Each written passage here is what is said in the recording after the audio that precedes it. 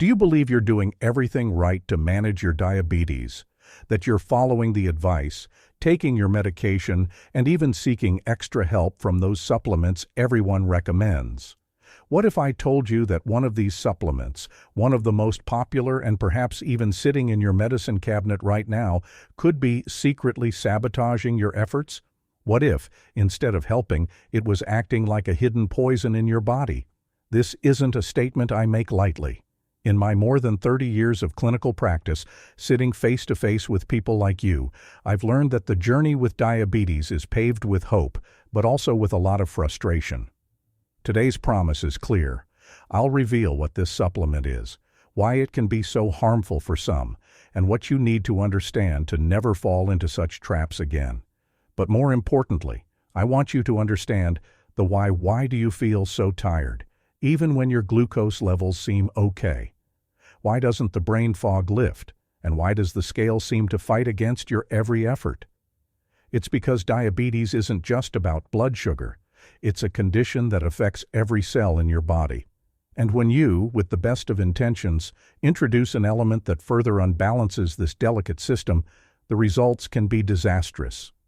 Stay with me, because by the end of our conversation, you'll not only know who this false friend is, but you'll also have the knowledge to discern what truly heals from what only appears to. The truth about what happens inside your cells when you take the wrong supplement is the missing piece in the puzzle of your well-being, and I guarantee you won't want to miss it. Let's start with a feeling I know all too well, because I see it in my patients' eyes every day. It's exhaustion. Not just physical fatigue, but the mental exhaustion of having to be a scientist, a nutritionist, and a police officer of yourself every day. You wake up and the first thing you see is the glucose meter, that little drop of blood that dictates your mood and your allowances for the day. You plan each meal like a military operation. Can I eat this? And if I eat, how much? And what about my medicine? Have I taken it? What time is the next one? It's a constant burden. And in the midst of this daily battle, it's natural, it's human, to look for a shortcut, an ally. That's where the pharmacy supplement aisle or online stores become so alluring. Shiny bottles promising blood sugar balance, metabolic support, natural energy. And one name in particular crops up frequently, recommended by friends, influencers, and sometimes even less informed health professionals. Chromium. And more specifically, a form of it, chromium picolinate. It's sold as the simple solution to improving insulin action. The theory is appealing. Chromium helps insulin unlock your cells so glucose can enter and be used for energy. A simple idea, an easy pill. What could go wrong? Herein lies the problem. Our body isn't a car engine where you can simply add a supplement and expect everything to work better. It's an incredibly complex symphony orchestra. Every nutrient, every mineral, every vitamin is a musician with a specific role. And health doesn't depend on one musician playing louder than the others, but on the perfect harmony between them all. When you isolate a single mineral, chromium, and deliver it in a highly absorbable synthetic form like picolinate, in doses hundreds of times greater than you could ever get from food, you're not adding a musician to the orchestra. You're handing the trumpeter a megaphone and asking him to play non-stop. At first, you may not even notice anything, or perhaps you feel a small improvement, a placebo effect fueled by hope. But behind the scenes, at the cellular level, something worrying may be happening. Studies in vitro, that is, in the laboratory, raised a red flag years ago. They suggested that the picolinate molecule, the substance used to transport chromium into your cells, could, under certain conditions, generate an excess of free radicals. Think of free radicals as tiny sparks that ricochet inside your cells, damaging vital structures, including your own DNA. This process is called oxidative stress. And guess what condition is characterized by a tsunami of oxidative stress? Diabetes itself. So imagine the irony. In trying to put out a fire, insulin resistance, you may unknowingly be throwing small embers into other corners of the house, weakening the walls, rusting the foundations. The hidden poison isn't necessarily chromium itself, which is an essential mineral in trace amounts. The poison is the approach. It's the idea that a single silver bullet can solve a systemic and complex problem. It's a lack of respect for the body's symphony. This oversimplification is the first and most dangerous pitfall in the diabetes journey.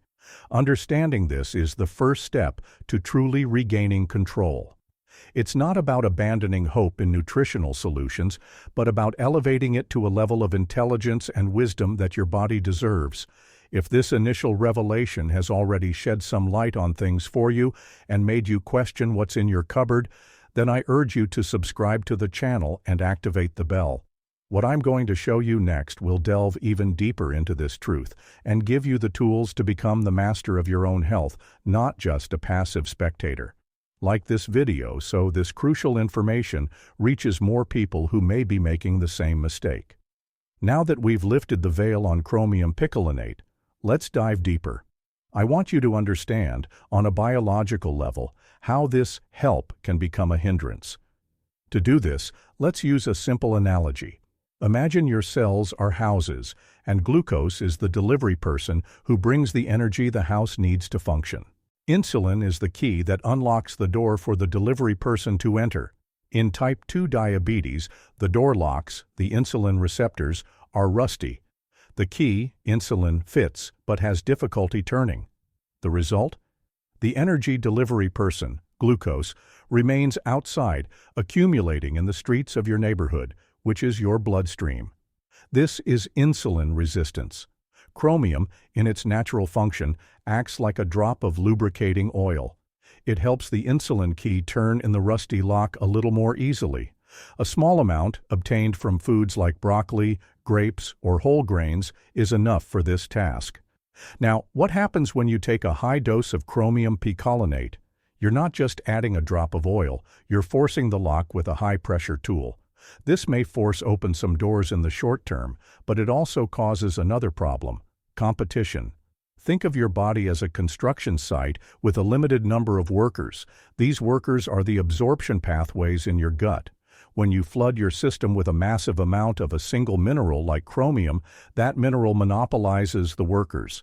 And other essential minerals, which require the same workers to be transported into the body, are left behind, waiting in line. Two of the most important minerals that compete with chromium for absorption are iron and zinc. Iron is crucial for transporting oxygen in the blood and for energy production. An iron deficiency leads to fatigue, weakness, and that brain fog so familiar to many diabetics. Zinc, in turn, is a guardian of the immune system and plays a key role in wound healing, a critical point for anyone with diabetes. It's also a powerful antioxidant, helping combat that very oxidative stress we mentioned. See the vicious cycle? You take a supplement to help with glucose, but it can end up impairing your absorption of iron and zinc, leaving you more tired, with lowered immunity, and less able to fight the cellular damage caused by diabetes itself. I remember a patient, let's call her Anna. She came to my office absolutely frustrated. "Doctor, I don't understand. I've cut out sugar, I'm walking, I'm taking my medication, and on top of that, I'm spending a small fortune on this chromium supplement everyone says is a miracle worker. But I feel increasingly exhausted. My hair is falling out, and any cold knocks me out for a week." Upon investigation, her glucose levels were only marginally better, but her ferritin, the body's iron reserve, and zinc markers were dangerously low. She was unknowingly trading one problem for another, trapped in a metabolic trap created by the search for an easy solution. Anna's story is the story of millions. It's the consequence of treating the body as a collection of separate parts rather than as an interconnected whole. Her problem wasn't a lack of effort, it was a lack of the right strategy. Her body didn't need a megaphone shouting a single instruction. It needed a fine-tuned orchestra. We stopped high-dose chromium and focused on rebuilding her mineral reserves with a rich diet and, temporarily, iron and zinc supplements in gentle, non-competitive forms. The change wasn't overnight, but within a few months, her energy returned. Her brain fog dissipated. Her skin glow returned. And interestingly, with her body more balanced, her glucose control also improved in a much more stable way. Does this experience sound familiar? Have you ever felt this way, investing time, money, and hope in a supplement that simply didn't deliver what it promised, or perhaps even left you feeling worse in other ways? Leave a comment below sharing your experience. Your story is important because it helps validate the feelings of so many others going through the same journey, and together we can begin to shift this narrative of magic pill to one of whole health. Hearing Anna's story, you might be wondering, so if the solution isn't in a single pill, where is it? The answer, while not the one that sells magic bottles, is the only one that works long-term. The solution lies in creating an internal environment where your body can begin to heal itself. Supplements can be useful tools, but they are just that. Tools. They can't build the house alone. The foundation of the house, the structure that supports everything, is built with the bricks of your lifestyle. Let's talk about these building blocks, but in a way you may never have heard. Let's start with nutrition. Most diabetics live in fear of carbohydrates. They're seen as the enemy. But that's a dangerous oversimplification. It's not carbohydrates that are bad, it's the type and to quality. It's them that matter. Think of the energy they provide as a fire. Refined sugar, white bread, sweets. It's like throwing paper on a bonfire. It burns quickly, creates a high, intense flame, a glucose spike, and then goes out, leaving only ashes and the need for more paper. You feel energized for a moment and then exhausted and hungry again. Now, think about high-quality carbohydrates, vegetables, greens, whole grains, legumes. This is like adding dense, solid wood to a fire. It burns slowly, steadily, and for a long time.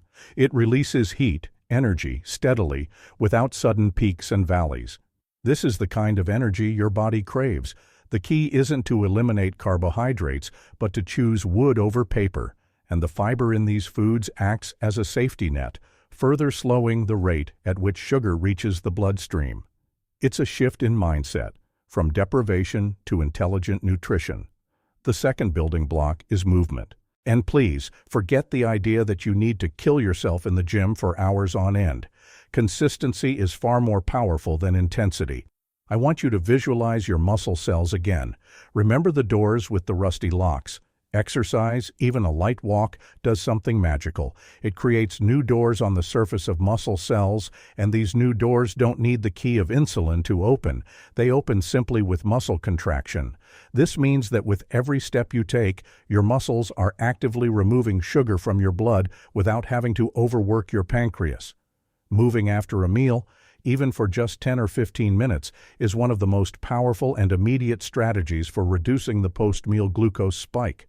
It's not about punishment, it's about giving your body an alternative and efficient way to manage energy. The third building block, and perhaps the most neglected, is sleep. Many of my patients complain that diabetes has ruined their sleep with trips to the bathroom, cramps, or anxiety. But the relationship is a two-way street. Poor sleep dramatically worsens diabetes. When you don't get enough sleep, your body goes into alert mode and releases cortisol, the stress hormone. Cortisol has one mission: to ensure you have enough energy to deal with a threat. And how does it do this? By signaling your liver to release more glucose into the bloodstream. Furthermore, cortisol also makes your cells even more resistant to insulin. In other words, a single night of poor sleep can result in the next morning having the insulin resistance of a pre-diabetic person, even if you don't have the condition. Prioritizing sleep, creating a relaxing ritual, darkening your bedroom, avoiding screens before bed, isn't a luxury. It's a medical necessity for diabetes management. These three building blocks, smart eating, consistent exercise, and restorative sleep, form the non-negotiable foundation of your health. Without them, any supplement you take will be like trying to hang an expensive painting on a wall made of sand. It will fall. Building this foundation not only improves your numbers, it restores a sense of control and vitality. It transforms you from a victim of illness to an architect of your own recovery. And it is on this solid foundation that we can then begin to use the right tools in the right ways. Once the foundation is solid, we can return to the tools. But now, with a new perspective, we're no longer looking for a silver bullet, but a synergistic toolbox. The key word here is synergy. In biology, synergy means that the combined effect of several elements is much greater than the sum of their individual effects. It's 1 plus 1 equals 3. A well-tuned orchestra sounds infinitely more powerful than the sum of the sounds of each musician playing alone. In diabetes nutrition, this approach is revolutionary. Let's abandon the idea of chromium as a lone hero and think of it as part of a team. And what other players do we add to this team? The first and most important is magnesium. If insulin is the key and chromium is the oil, magnesium is the hand that turns the key. More than 300 enzymatic processes in the body depend on magnesium, and many of them are directly linked to glucose metabolism and insulin signaling. The vast majority of the population, especially diabetics, are magnesium deficient. Supplementing with a highly bioavailable form, such as magnesium bisglycinate, can be a game changer, calming the nervous system, improving sleep, and making cells much more receptive to insulin. The second star player is a substance I consider one of nature's most fascinating: berberine. Extracted from various plants, berberine acts as a metabolic master switch. It activates an enzyme within our cells called AMPK. Think of AMPK as the cell's energy control chief. When AMPK is active, it tells the cell, "Stop storing fat, start burning energy, and please pull more glucose from the blood right now." Berberine's effect on activating AMPK is so potent that scientific studies have compared its effectiveness to some frontline diabetes medications. It helps reduce glucose production by the liver and improves insulin sensitivity in a completely different and complementary way to chromium and magnesium. The third essential member of our team is alpha-lipoic acid, or ALA. While the other players are focused on managing glucose, ALA is the protector, the cell's bodyguard. Diabetes, as we've seen, creates an environment of high oxidative stress, those sparks that damage everything. This damage is especially dangerous to nerves, leading to painful diabetic neuropathy.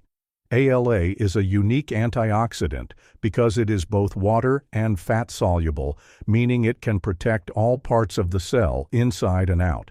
It neutralizes free radicals, recycles other antioxidants like vitamin C and E, and to top it all off, it has also been shown to improve insulin sensitivity. Now, imagine the power of synergy. You have magnesium, the hand, helping insulin, the key, function better. You have chromium, the oil, but in the correct dose and form, like polynicotinate, which is more stable, lubricating the lock. You have berberine, the master switch, activating the cell's energy burning system through an independent pathway. And you have ALA, the bodyguard, protecting the entire structure from collateral damage. This is no longer a musician with a megaphone, it's an orchestra. I saw this symphony in action with a patient named Mark. He was an engineer, highly skeptical and analytical. He had tried chromium alone, then metformin, but still struggled with glucose spikes and energy that plummeted mid-afternoon. He was resigned to a life of limitations. When we introduced this synergistic approach, combined with lifestyle adjustments, the change was profound. He showed me his continuous glucose monitoring charts. The roller coasters of before had given way to gentle hills. "Doctor," he told me, "it's not just the numbers. I have the mental clarity to work all day. I have the energy to play with my grandchildren on the weekend. I no longer feel like a diabetic patient. I feel like myself again." Mark's story is not a miracle. It's the logical result of working with the body's intelligence rather than against it. I know what you're probably thinking right now. "Doctor, this all makes perfect sense. Magnesium, berberine, alpha-lipoic acid, the right kind of chromium. But how do I actually do this? Where do I find these ingredients? What's the right dosage of each? How do I ensure they're high quality and free of contaminants? How do I combine all of this without making a mistake?" That's the million-dollar question, isn't it? And your concern is completely legitimate. Putting all these pieces together can feel like a full-time job, a maze of research, costs, and uncertainty. You can spend weeks reading labels, comparing brands, and still, in the end, not be sure you made the right choice. It's exhausting and can honestly be a huge waste of money and, more importantly, precious time. It's precisely for this reason, having seen this same struggle in so many patients over the years, that I feel a responsibility to go beyond simply providing information. My role as a physician is also to facilitate the path to a solution. Therefore, I want to present you with the criteria for an ideal solution, the principles you should seek. First, synergy. The formula must combine the right ingredients that work together, enhancing each other. Second, bioavailability. It must use the most absorbable and stable forms of each nutrient, such as magnesium bisglycinate or chromium polynicotinate, to ensure your body actually utilizes them. Third, scientific dosage. The amounts of each component must be based on clinical evidence, neither too much nor too little. And fourth, purity and trust. The product must come from a source that guarantees the absence of contaminants and unnecessary additives. By following these principles, you can create your own protocol. But if you're looking for a reliable shortcut, a path that's already been researched, validated, and prepared for you, then I invite you to check out the resource I recommend in the link in this video's description and also in the first pinned comment. This link doesn't lead to just any product. It leads to a protocol that was developed precisely based on these four pillars: synergy, bioavailability, dosage, and purity. I recommend it because it removes complexity from the equation. It delivers the complete, fine-tuned orchestra in an integrated solution, saving you the hassle of having to become a biochemist to restore your health. Consider it a reliable map designed by experts to guide you through complex territory. It's my personal recommendation for anyone looking for a safe, smart, and convenient way to apply everything we've discussed today. Of course, it's crucial to include a liability clause here, as I do with all my patients. This approach, while science-based and extremely safe for most people, requires common sense. If you have any advanced kidney disease, are pregnant or breastfeeding, or are already on a complex medication regimen, especially blood thinners or other hypoglycemic agents, it's absolutely imperative that you speak with your personal physician before starting any new supplement. They know your history and can ensure that this approach integrates seamlessly and safely with your current care. A responsible professional doesn't offer one-size-fits-all solutions, but rather guides each individual on their unique journey. The final message I want to leave you with today is one of empowerment. Diabetes doesn't have to be a sentence of progressive decline. The frustration you feel isn't a sign of personal failure, but rather often the result of following a flawed strategy focused on silver bullets rather than comprehensive care. Your body has an innate and powerful ability to rebalance itself. You just need to stop placing the wrong obstacles in its path and start providing it with the right tools. Stop being a passive symptom manager and become the active CEO of your health. The journey begins with knowledge, with the courage to question what everyone tells you is true, and with the wisdom to choose a smarter path. If this conversation has brought you new insight, new hope, or a new direction, I ask you to do two things to help me spread this message further. First, if you haven't already, subscribe to the channel so you don't miss our upcoming in-depth discussions on how to take back control of your health. And second, share this video. Think of someone, perhaps a friend, a family member, someone you love, who is also struggling. This sharing could be the light they've been waiting for to illuminate their own path. Thank you for giving me your time and trust today. Take care of yourself and remember, you have more power over your health than you realize.